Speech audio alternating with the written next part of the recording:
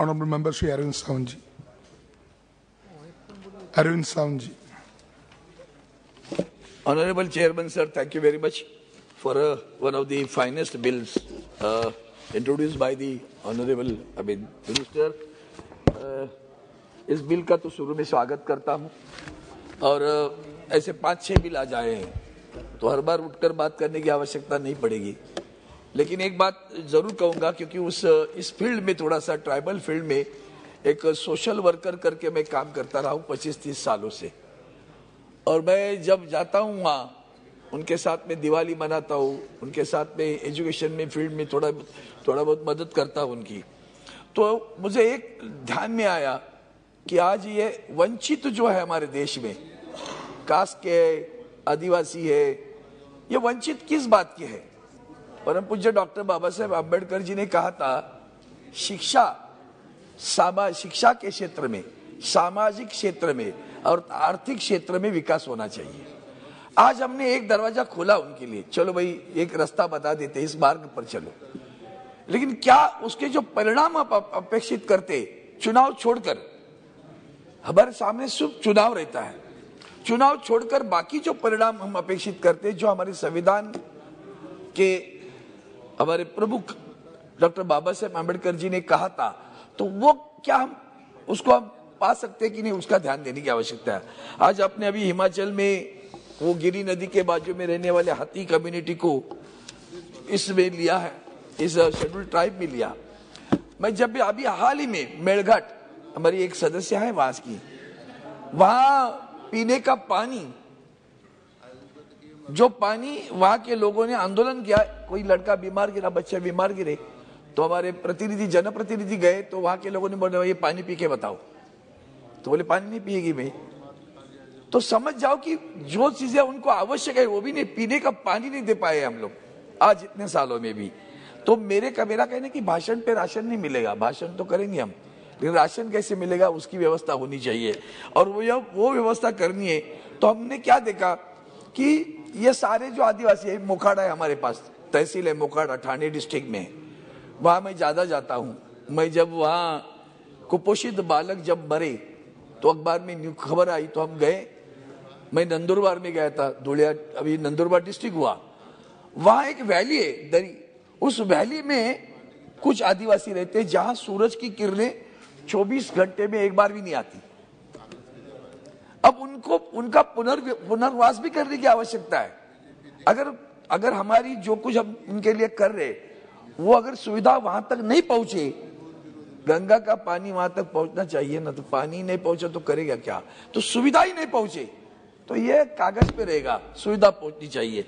अब मैंने क्या देखा वहां कि फॉरेस्ट लैंड है क्षेत्र, फॉरेस्ट लैंड में ये लोग थोड़ी सी खेती करते, अब वो लड़ाई है, खेती करने देते नहीं, अगर उपज आए तो काट के लेके जाते हैं, तो उनको आर्थिक दृष्टि से उनका उत्थापन कैसे होगा, वो बड़ी समस्या है। और आपने ये शुरू किया, ठीक, अच्छा किया, चलो भाई, जैसे हमारी अभी अपरूपा जी बोल रही थी, कैसे उनको पढ़ाया उनके पिताजी, माल न्यूट्रिशन करके समस्या है, आज भी आदिवासियों के बच्चे मर रहे हैं। क्यों? उसकी माएँ भी खुद माल न्यूट्रिशन है, कुछ गलत संस्कार है उनके ऊपर, वो गलत संस्कार है, उनको लगता है अगर हेल्दी बेबी होगी तो there will be a problem for the delivery, तो उसके लिए वो खुद भी अपना कुपोषण कर लेती है, तो बच्चों का भी कुपोषण होता है और उसका परिणाम बाद में होता ही है। तो ये सारी चीजें जो है साइकिल है, ये इस साइकिल को कैसे दूर करेंगे वो सबसे बड़ी समस्या है। मेरा कहना है कि जैसे हम कहते हैं, don't teach the child to eat the fish, teach the child to catch the fish. हमें उनको सक्षम करना है, सबल करना है, न कि अपंग करना है। तो मिला, एक सुविधा मिली, एक अवसर मिला, उस अवसर का लाभ कैसे ले, ये भी होना चाहिए। और अवसर का लाभ आर्थिक दृष्टि के अगर उनका विकास नहीं होगा तो आप देखेंगे उनके लिए उत्पादन का साधन क्या है, किसान खेती नहीं कर सकते। मनरेगा काम क्या 100 बरस दिन, 365 दिन में 100 दिन का होगा, उससे 100 दिन में बाकी 265 दिन कैसे बीतेंगे? हम कहेंगे हम अनाज उनको सस्ते में देते, ये जो बिल लाया था माननीय सोनिया गांधी जी ने कि वो उसकी वजह से 5-5 किलो उनको मिलता है, सब ठीक है, उससे श्रम की कीमत भी कम हुई, वो मुफ्त में मिलने लगा, सस्ते में मिलने लगा। श्रम की एक दिन काम किया बस हो गया, पूरे महीने का रेशन मिल गया। तो श्रम की कीमत कम हुई, एजुकेशन की कीमत कम हुई, हमें उनको पढ़ाने में ज्यादा आगे लाना चाहिए। इसके लिए मैं बोल रहा हूँ, teach the child to catch the fish. वो catch the fish he has to study, पढ़ना पड़ेगा। और पढ़ने के चक्कर में अगर वो काम नहीं होता है तो उनके लिए अभी अब जॉब अपॉर्चुनिटीज का है, बताओ। शेड्यूल्ड ट्राइब बन गए, शेड्यूल्ड कास्ट बन गए, अब जॉब का है, रिजर्वेशन कहाँ मिलता है? सरकारी उद्यमों में, सरकारी नौकरियों में, प्राइवेट में मिलता तो कहाँ जाएगा फिर?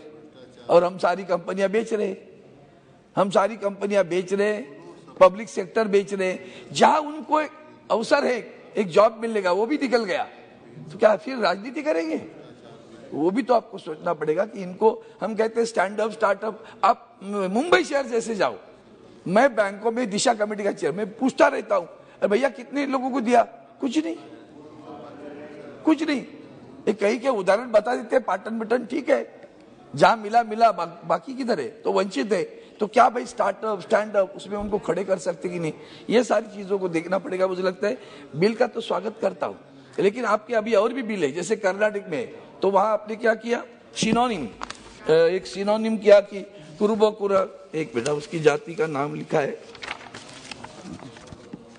वो एक जात है जिसे हमारे यहाँ धनगर और धनगढ़ का जो लड़ाई चल रही है, वो लड़ाई से जो चल रही है, एक शब्दों का है, वो वहां भी अपने वो सिनोनिम, मतलब उसका ही जैसे उच्चारण करने वाली दूसरी एक जात है, उसको हम लोग समावेश कर रहे हैं। क्यों धनगर को नहीं करते हैं? हमारे यहाँ जैसे मराठा समाज ने जो लड़ाई की, शांतिपूर्ण आंदोलन किया, क्यों हुआ? समाज तो उच्च स्तर का है, क्यों आंदोलन कर रहे हो?